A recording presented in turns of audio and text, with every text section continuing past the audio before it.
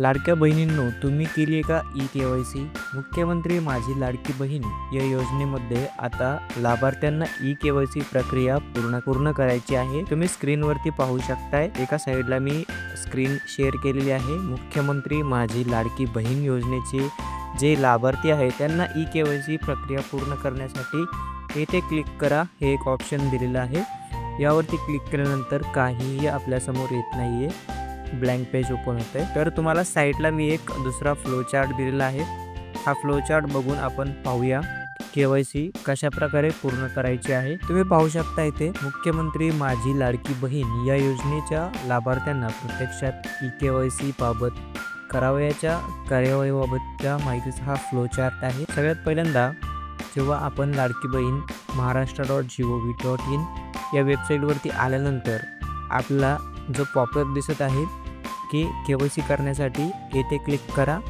तर हे थोड्या दिवसांनी इथे क्लिक केल्यानंतर एक नवीन पेज जे आहे ते ओपन होईल. सध्या होत नाही आहे कारण की अजून सुरू झालेलं नाही आहे. या पेजवरती म्हणजेच मुख्य पेजवरतीच ई-के-वाय-सीचा जो बॅनर आहे यावरती क्लिक करा हे दाखवत आहे. यावरती क्लिक केल्यानंतर एक नवीन फॉर्म उघडेल आणि लाभार्थ्यांनी इथे त्यांचा आधार कार्ड क्रमांक टाकायचा आहे आणि OTP कॅप्चा कोड टाकून एक OTP तुमच्या आधारसोबत जे मोबाईल नंबर लिंक आहे त्यावरती येणार आहे तो टाकून घ्यायचा आहे. त्यानंतर आपले ई-के-वाय-सी याआधीच पूर्ण झाले आहे की नाही हे तपासले जाईल.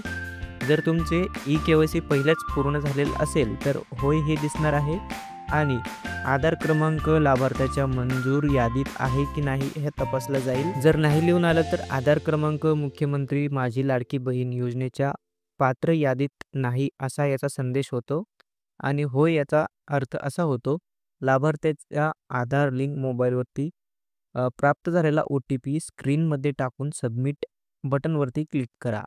ठीक आहे.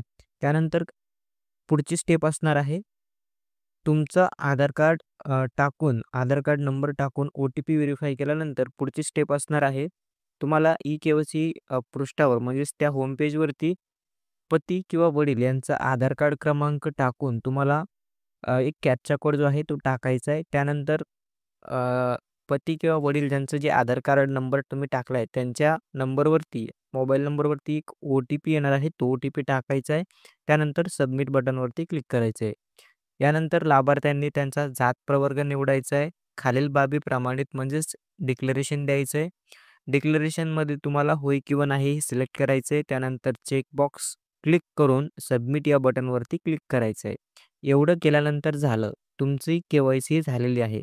तुम्हाला अशा प्रकारे सक्सेस तुमची ई-के-वाय-सी पडताळणी यशस्वीरित्या पूर्ण झाली आहे असा संदेश येईल.